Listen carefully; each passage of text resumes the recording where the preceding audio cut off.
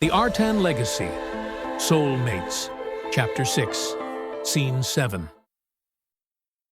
Fermina's reprimands were insufficient to stop Rascal from running in the hallways.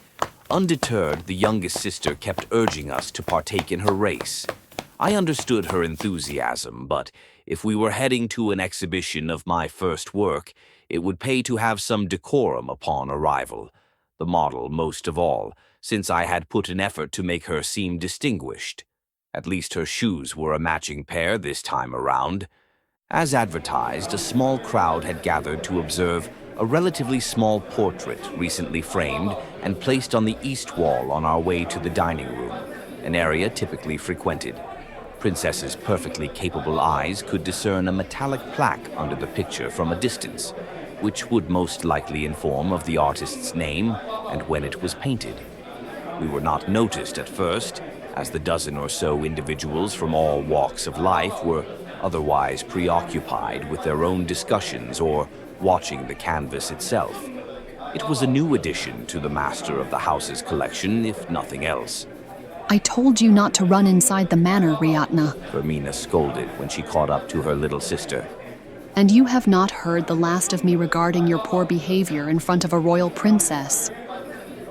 Look, Fermina, look! Rascal was too excited to listen to her elders and pointed at the adorned wall in a frenzy, jittery and afire.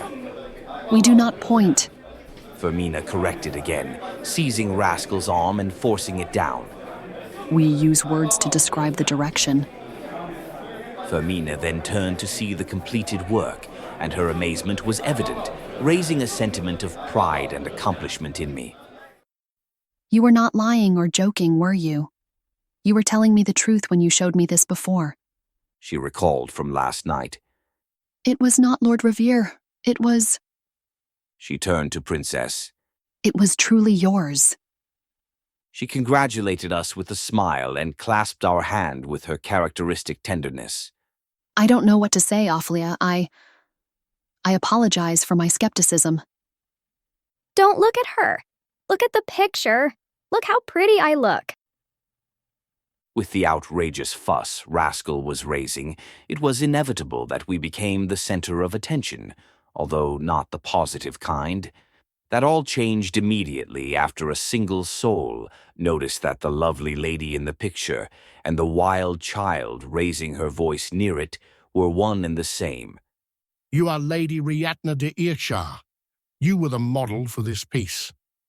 An aged gentleman observed.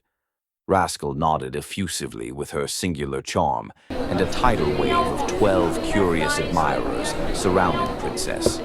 Congratulations on your debut. I must say you are much younger than I imagined. You are truly talented. Who was your teacher, if you don't mind me asking? They require some credit, I'm certain. With this sort of skill, you surely take commissions, do you not? I'm interested if we could discuss it in private. How lovely. Your art feels like it is alive. I did not fully grasp it at first, but seeing the subject you painted in the flesh, I know now that you captured her essence. Wait. Are you not the young woman declared to be the prettiest flower in Irgumen by Her Highness, Lady Coruscina herself? It's an honor. There used to be a different painting here. It was an inferior depiction of Mount Surt, painted by that Ashatar spawn. I am glad you came to replace it. Mockeries by foreigners belong in their own courts. Princess's fame soared, and she was bombarded with questions from all sides, forceful introductions, and even a few suitors. It was impossible to keep up with the torrent of words from everyone's mouths. All had good things to say about us, and all of them fought for our attention. The overwhelmed princess, intimidated, had to excuse herself and, with the help of Fermina, fled the scene as fast as it was socially acceptable. Rascal happily stayed behind to answer anything asked of her, enjoying basking in the notoriety she had garnered. Look what your hobby got us into! Princess, now all alone, slightly disheveled, talked to her reflection at a nearby window. My dear Princess, all this does is open a new world of opportunity for us.